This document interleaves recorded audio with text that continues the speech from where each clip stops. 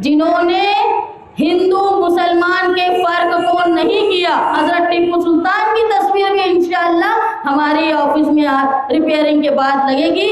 और आप देखना मुखालफिन कितना भी कुछ भी कर ले, ये दस्तूर में। शाहीन मैडम को मैं अभी यहाँ से चैलेंज कर रहा हूँ भारतीय जनता पार्टी की ओर से, अगर आपने आपके ऑफिस में टीपू सुल्तान की तस्वीर फिर से लगाई तो आपके ऊपर कलम 153(अ) के अंतर्गत कानूनी कार्रवाई होगी और आप जिस संवैधानिक पद पे बैठिए उस पद पे बैठने का आपको अधिकार भी नहीं रहेगा।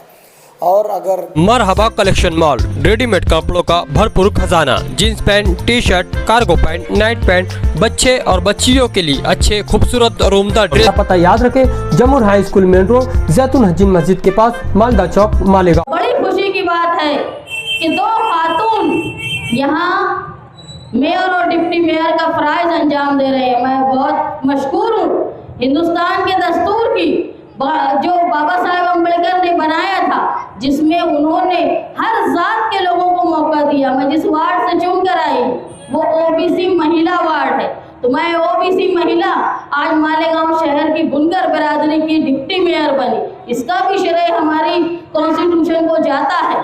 जिस तरह ज़रूरी है कि अगर हम हिंदुस्तान में रहते हैं तो हमारे नज़रियात, हमारी सोच गांधी को मानने की है। जहां हम हिंदुस्तान में हिंदुस्तान और पाकिस्तान अलग हुआ तो हम जितने लोग हिंदुस्तान छोड़कर मुसलमान गए उससे ज़्यादा मुसलमान हिंदुस्तान में रहे, क्योंकि हमने बाबा साहेब अम्बेडकर के कॉन्स्टिट्यूशन को, दस्तूर को माना।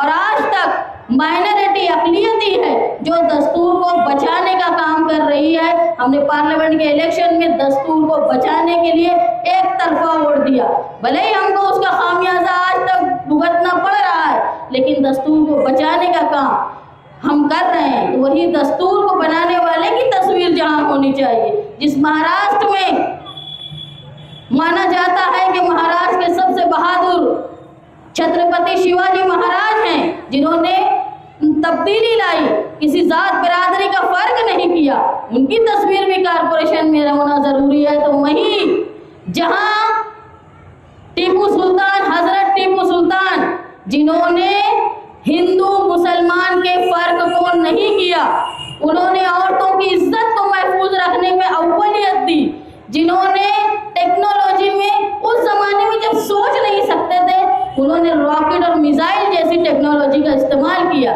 जहां तिब्बी मदद के लिए एक बादशाह, एक सुल्तान अपने सिपाही के जख्मों को खुद सीता था, तो उसकी अफजलियत आप देखो, उसकी सोच आप देखो। जो अपने सिपाही के जख्मों को सीता था, प्लास्टिक सर्जरी का जिन्होंने काम किया, जहां मस्जिदों की हिफाजत की वहां मंदिरों की भी हिफाजत की, जहां मुसलमानों का सोचा वहां हिंदुओं का भी सोचा, जिन्होंने तालीम को आगे बढ़ाने के लिए कोशिश की, वहां टीपू सुल्तान, हजरत टीपू सुल्तान की तस्वीर भी इंशाअल्लाह हमारी ऑफिस में रिपेयरिंग के बाद लगेगी। और आप देखना मुखालफिन कितना भी कुछ भी कर ले, ये दस्तूर में, जैसे राहिल हनीफ साहब ने कहा कि 144 नंबर जो हमारी दस्तूर की किताब है, उस किताब के सफ़ा नंबर 144 पर जो पार्ट 96 है, उसमें जहां झांसी की रानी की तस्वीर है, उसके बाजू में हजरत टीपू सुल्तान की तस्वीर है, वहीं 141 नंबर पेज पर शिवाजी महाराज की भी तस्वीर है। तो जो दस्तूर ने हमको इख्तियार दिया है कि हमारे हिंदुस्तान की सबसे बड़ी किताब जो हमारा दस्तूर है, वहाँ हजरत टीपू सुल्तान की तस्वीर है, तो यकीनन हमारी ऑफिस में भी होनी चाहिए। और अगर कोई ये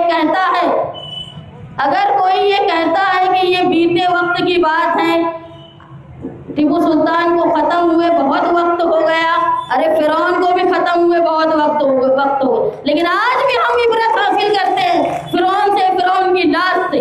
तो जिन्होंने अच्छे काम किए हैं उनको भी याद रखना। जो कौम अपने माजी को भूल जाती है वो कभी अपना अच्छा मुस्तकबिल नहीं बना सकती। इसलिए यकीनन जहां हमने हमारे अच्छे काम करने वाले राजाओं को, बादशाहों को, सुल्तानों को याद करेंगे तो हमारी तारीख, हमारे जो असलाफ ने हमको सिखाया है, ये जिस तरह का प्रोपेगेंडा होता है, सिर्फ नाम कोई बादशाह का मुसलमान है तो उसके ऊपर झूठे इल्ज़ाम, उसको बदकार, उसको गोसानी, वो हिंदुओं पे जुल्म करता था, ये बोलने लगते। अरे इतनी बड़ी मेजॉरिटी में हिंदू पब्लिक थी, आंखों पे बैठाया सर, आंखों पे एक सुल्तान को ऐसे ही नहीं बैठाया होगा, उनके काम होंगे ऐसे, इसलिए बैठाया गया। तो यकीनन जहां हमको मालेगांव शहर में तरक्की का काम करना है, वहां तहफ़्फ़ुज़ का भी काम करना है, उसके साथ साथ बुनकर होने के नाते, मुसलमान होने के नाते हमको हमारी तारीख को जिंदा रखना है, ताकि आने वाली नस्ल को मालूम पड़े कि जो गोदी मीडिया झूठ का पुलंदा बनाई है, वो आने वाली नस्लें उसको सच न समझे। इसलिए सच हमारा हमको बताना आने वाली नस्ल को ये बहुत ज़रूरी है। सुबह एक न्यूज़ में देखा कि उन्होंने एक फिर से वो फिजूल बयान किया। शाहीन मैडम को मैं अभी यहाँ से चैलेंज कर रहा हूँ भारतीय जनता पार्टी की ओर से, अगर आपने आपके ऑफिस में टीपू सुल्तान की तस्वीर फिर से लगाई तो आपके ऊपर कलम 153(अ) के अंतर्गत कानूनी कार्रवाई होगी और आप जिस संवैधानिक पद पे बैठे उस पद पे बैठने का आपको अधिकार भी नहीं रहेगा। और अगर आप केवल हिंदुओं की भावनाओं को ठेस पहुंचाना चाहती हो तो आने वाले समय में एक बहुत बड़ा जन आंदोलन खड़ा होगा और इसके आगे आपको फिर बहुत बड़ी कीमत भी देनी पड़ेगी। और मैं पुलिस प्रशासन और महापालिका प्रशासन को भी ये विनती करता हूँ यहाँ पे कि आप फिर से अगर जातीय तेड़ निर्माण होने वाली ऐसी जो चीज़ें हैं, ये बयान है, बयानबाजी इनके ऊपर लगाम लगाया जाए और इनके ऊपर सख्त से सख्त कार्रवाई हो, अन्यथा भारतीय जनता पार्टी बहुत बड़ा जन आंदोलन खड़ा करेगी। सर, ये 53(1) कलम क्या है? इनके अंदर दो समाज है, दो धर्मों में जो मतलब तेड़ बनती है, तो एक इनके अंतर्गत 3 साल या 5 साल की सज़ा उनको सुनाई जाती है। साहब, इन्होंने कहा कि जो संविधान की किताब है उसके अंदर भी टीपू सुल्तान की फोटो है, तो आप इसमें क्यों नहीं लगा सकते? ये जो गलत है, मेरे पास संविधान की प्रत मेरे पास भी पड़ी है, उन्होंने आप देख लीजिए क्या क्या नाम है। ये 24 नाम है, ये 24 नाम में से एक ही नाम नहीं है उनमें नाम जो है APJ अब्दुल कलाम साहब की तस्वीर लगानी चाहिए और उसके बाद फ़खरुद्दीन अदिल अहमद की फ़ोटो लगा सकती है। तो ये जो है ना, इनको खाली पोलराइजेशन की राजनीति करनी है, बाकी दूसरा कुछ लेना देना नहीं। अभी 2 दिन नहीं हुए, अब फिर 2 समाज में एक जो अच्छा तरह से मालेगांव में मतलब हम भाईचारा है ना, वो भाईचारा ख़त्म करने का इनका प्रयास दिख रहा है और ये वोट की राजनीति है खाली बस।